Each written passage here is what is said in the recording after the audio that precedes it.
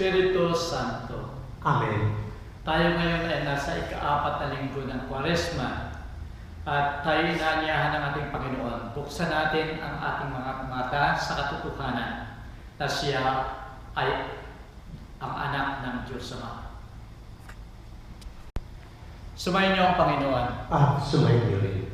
Ang pagbasa sa Banal na Ebanghelyo ayon kay Juan. Luwalhati sa iyo, Panginoon.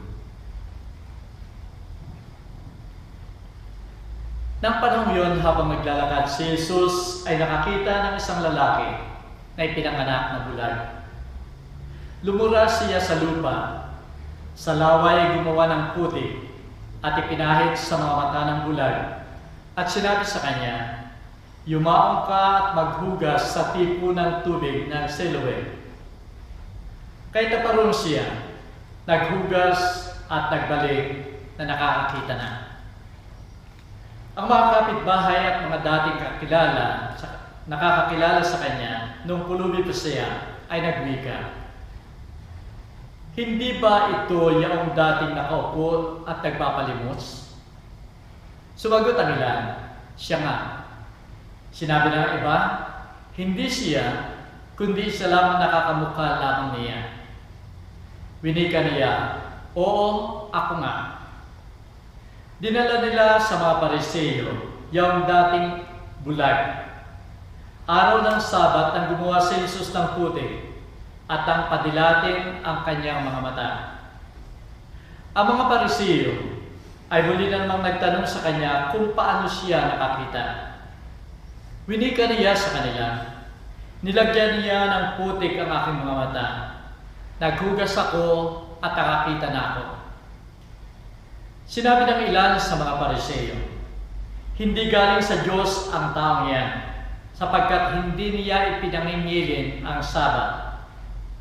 Sinabi naman ng iba, "Paano makagagawa ng ganitong mga kabulaghan ang isang makasalanan?" At hindi sila nagkaisa ng palagay. Muli nilang tinanong ang bulag, "At ikaw, ano ang masasabi mo tungkol sa taong yon na nagpadila ng iyong mga mata?" Sumagot siya, "Siya ay isang propeta." Tinugon nila siya, "Buhat pa sa iyong pagsilang ay puno ka na ng mga kasalanan at ibig mo pang magturo sa amin?" At pinagtabuyan siya sa labas. Nabalataan ni Jesus na siya ay pinagtabuyan sa labas. Kaya na masalubong siya ay winika ni Jesus, "Sumasampalataya ka ba sa anak ng Diyos?" Sumagot siya, "At sino siya, Ginoo, upang ako'y sumampalataya sa kanya?" Ani Jesus sa kanya, "Nakita mo na siya, kinakausap ka niya ngayon." Kaya't ay bulalas niya, "Sumasampalataya ako, Panginoon." At sumamba siya kay Jesus. Ang salita ng Diyos. Purihin ka, O Kristo. Minamahal ko mga kapatid sa pananampalataya, mayroong isang babae na pumunta sa pangumpisal bago magmisa ng linggo. At ang sabi niya doon sa pare sa kanyang pangumpisal, "Father, patawarin mo ako, sapagkat ako'y nagkasala kanina bago ako umalis ng bahay, paparito sa simbahan upang magsimba."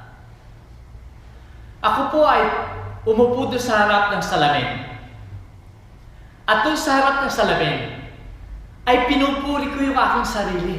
Sabi ko sa aking sarili, "Ang gandang-ganda mo." Pinipisil-pisil ko pa nga yung aking pisngi. At paulit-ulit kong sinasabi, "Ang ganda-ganda mo." Father, nagkasala ako ng pride, kaya't ako'y naumumpisan ngayon sa inyo. Yung pare, hindi makapaniwala halos. Kahit ang ginawa niya, inilabas niya yung ulo niya sa confessional box at tinignan niya yung mukha ng babae na naumumpisan. At pagkatapos sinabi niya doon sa babae, "Hindi yan kasalanan. Yan ay imagination ko lang."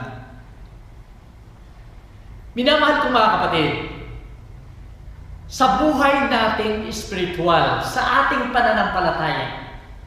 Ang kailangan natin ay yung kababaang loob, yung humility, at hindi yung imagination.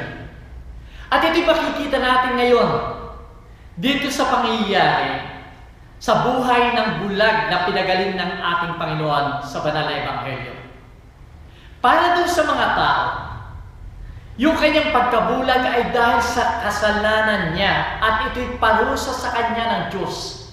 Kaya ang ginagawa ng tao, lahat ay paninira sa kanya, panay puna sa kanya, at pilit siyang pinagdidiin ng siya ay makasalanan at wala siyang karapatan na magsabi ng katotohanan o kaya ay magturo sa kanila ng katotohanan tungkol sa Diyos.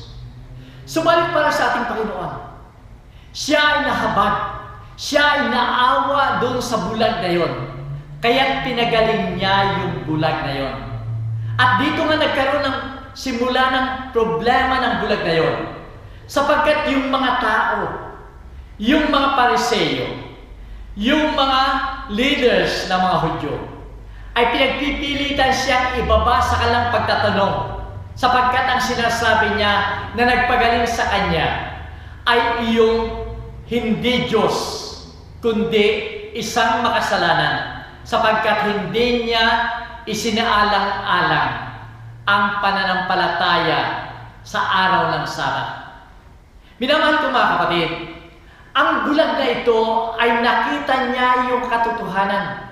Tutungang bulag, hindi nakakakita siya physically una. Subalit nakita niya ang katotohanan kay Jesus. Nasa simula para sa kanya ay isang ordinaryong tao lamang. Subalit kalaunan ay pinahag niya na ito ay isang propeta na nagpagaling sa kanya. At sa bandang huli ng banal na Ebanghelyo, nang muli niyang makausap ang ating Panginoon, ay ipinahayag niya, ako ay sumasampalataya, Panginoon, na ikaw ay anak ng Diyos. Isang bulag, subalit nakakita ng katotohanan. Ito'y napakalayo dito sa mga Pariseo, dito sa mga leaders ng mga Hudyo, dito sa mga taong simbahan. Natutungan na mayroon silang mata na napakaliwanag at kalapaningin. Subalit ayaw nilang makita, ayaw nilang matanggap yung katotohanan tungkol kay Jesus na siya ay anak ng Diyos. Minamahal ko mga kapatid, sa banal na Ebanghelyo ngayon ay binibigyan tayo ng pagkakataon na suriin ang ating sarili. Sapagkat kalimitan, kung minsan o kalimitan, tayo ay natutulad sa mga Pariseo. Tutungan na napakaliwanag ng ating paningin. Subalit, tayo ay nabubulag sa ating spiritual na pamumuhay. Napakaliwanag ng ating mga mata. Actually, may mga technologies pa na tumutulong sa atin. Halimbawa ay yung mga teleskopyo, microscope. Nakikita natin maliliit na bagay. Nakikita natin yung napakalayong bagay. Subalit kung minsan, yung mga taong malalapit sa atin, yung mga nangangailangang malapit sa atin, yung mga taong maliliit, ay hindi nakikita natin sa ating paligid. Sa ating mga technologies, mayroon tayong MRI, ultrasound, para makita yung kalooban ng tao, yung parte sa loob ng tao. Subalit hindi natin nakikita yung kabutihan ng tao sa kanyang kalooban, at ang nakikita lang natin kalimitan ay yung kalang pagkakamali, yung kalang kasiraan, at dahil dito, nawawala tayo. Minamahal ko mga kapatid, ito'y nangangahulugan na ang ating mga mata ay napakalakas, lalong-lalo na kung tinutulungan ng mga modernong technologies. Subalit yung mata ng ating kaluluwa ay humihina, nabubulag, kung kaya yung ating magagandang values ay nawawala, yung ating mga prioridad ay nawawala. Halimbawa na lamang, minamahal ko mga kapatid, gusto natin mapabilis yung ating communication. Kahit meron tayong computer, mayroon tayong mga telepono, cellphone o mobile phone. Subalit anong nangyayari? Gusto natin mapaganda yung communication. Subalit mayroon tayong pagkakataon o panahon para maglaro sa mga computer o cellphone na yan. Subalit nawawala tayo ng panahon sa pakikipag-usap sa ating kapwa, sa pakikisalamuha sa ating kapwa. Pumunta kayo kuminsan sa mga restaurant. Pagkaupo kahit ng isang pamilya, halos lahat sila maglalabas ng kanilang mobile phone. At sa halip na makipagkwentuhan, sila ay nasa kanya-kanyang cellphone. It's either may kausap na iba o kaya ay naglalaro sa kanilang mobile phone. Minamahal ko mga kapatid, napakarami ngayon ng mga eksperto. Subalit napakarami pa rin problema na hindi natin nasusolve sa mundong ito. Napakaraming gamot na nagagawa. Subalit ang daming sakit na hindi pa rin nagagamot na mga modern o baka bagong gamot na ito. Gumagawa tayo ng malaking bahay. Subalit yung pamilya ay paliit ng paliit. Tayo naghahangad ng maraming bagay. Subalit ang kailangan lamang natin ay kakaunting bagay. Minamahal ko mga kapatid, tayo ay nagiging bulag sa tunay na kailangan ng ating buhay. At dito tayo nagkakaroon ng problema. Sapagkat kung tayo nawawala rin tayo sa tunay na kahulugan ng buhay. Sinasabi nga ni Saint Teresa of Calcutta na ang lahat ng kamalian, lahat ay ng pagkukulang, ay nagmumula sa isang pamilya. Sapagkat nawawala na ng panahon ang bawat membro ng pamilya sa isa't isa. Kalimitan sila ay hiwa-hiwalay. Kuminsan sila ay nasa loob lamang ng isang tahanan, na isang bahay. Subalit hiwa-hiwalay pa rin sila. Kumakain ay hindi magkakasabay. Nasa kanya-kanyang kwarto. Nanonood ng television ay hindi magkakasama. Kung minsan ay naroon lamang sila sa kanilang kwarto at wala silang pakialam sa bawat isa. At higit sa lahat, kuminsan ay napapabayaan ng mga magulang ang kanilang mga anak. Nawawalan ng respeto yung mga anak sa kanilang mga magulang. At dahil dito, yung tunay na pagmamahalan ay nawawala. Minamahal ko mga kapatid, tumigil tayo. Sarahan natin ang ating mga mata sa distraction ng mundong ito upang mapokus yung ating isipan, ang ating kalooban sa tunay na kailangan natin sa ating buhay. Mayroong isang napakagandang nurse ang pumunta sa isang doktor. At ang sabi niya doon sa doktor, "Doktor, pwede ba na every time na darating itong pasyenteng binatang ito, ay bigyan ko ng tranquilizer? Dahil every time na lalapitan ko siya para examine, bumibilis yung tibok ng kanyang puso. Nagiging excited siya. At dahil dito, hindi ko malaman doon sa pulse yung tibok ng puso kung gaano kabilis at ano yung normal niya." Ang sabi ng doktor sa kanya, "Piringan mo lamang yung pasyenteng yan. Sarahan mo lamang yung mata. Yun lamang ang kinakailangan dyan." Minamahal ko mga kapatid, ganun din tayo. Piringan natin ang ating mga mata sa mga distraction ng mundong ito. At dito natin makikita ang tunay na kahulugan, kailangan natin sa ating buhay. Sa panahon ito ng Kwaresma, inaanyayahan tayo na itong gawin natin. Tumigil tayo, ipikit natin ang ating mga mata upang minsan pa ay ma-appreciate natin yung kagandahan ng liwanag.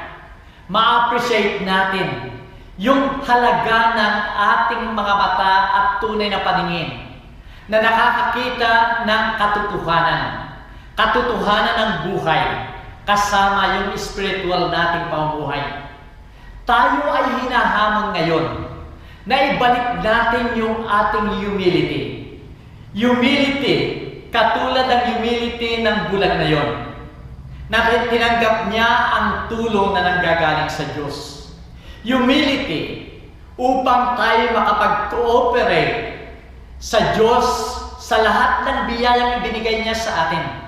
Katulad ng nangyayari doon sa bulag na yon, na nang inutusan ng ating Panginoon na maghugas ng kanyang mga mata, ay ginawa niya, nakipag-cooperate siya, ginawa niya at hinugasan ang mga mata, at doon siya nakakita. Ganon din sana ang gawin natin. Ibalik natin ang tunay na paningin natin kay Jesus lamang. Kay Jesus na nagbibigay ng tunay na kaligayahan at tunay na buhay.